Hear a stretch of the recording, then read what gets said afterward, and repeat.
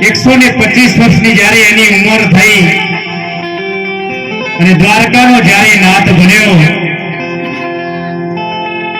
બેટ દ્વારકાની આજુબાજુ અતિ મહાભયંકર રાક્ષસ જેને કહી શકાય એવા શંખાસુર નામના રાક્ષસે ખળભળાટ મચાવ્યો.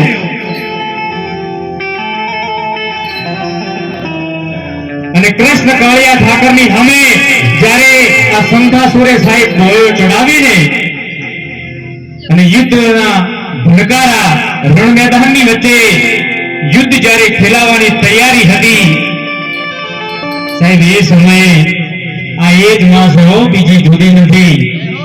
કારણ કૃષ્ણ કાળિયા ઠાકોરની કુળદેવી માં સિકોદર હતી, જેનું બીજું નામ હરસિદ્ધિ છે સાહેબ.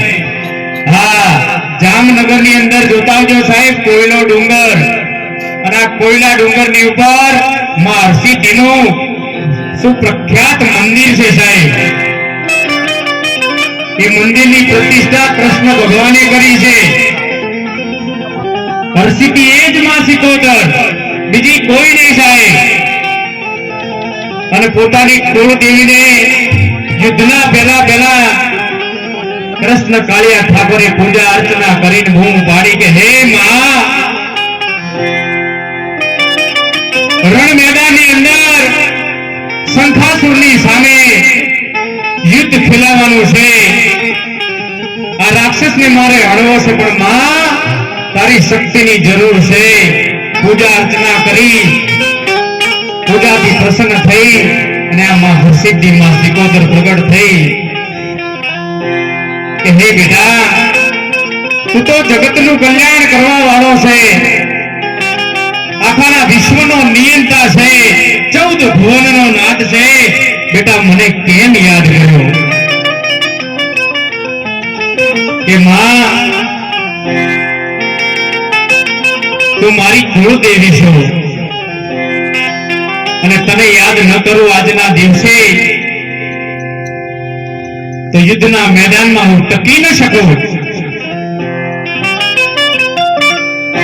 જા બેટા, વચન આપું,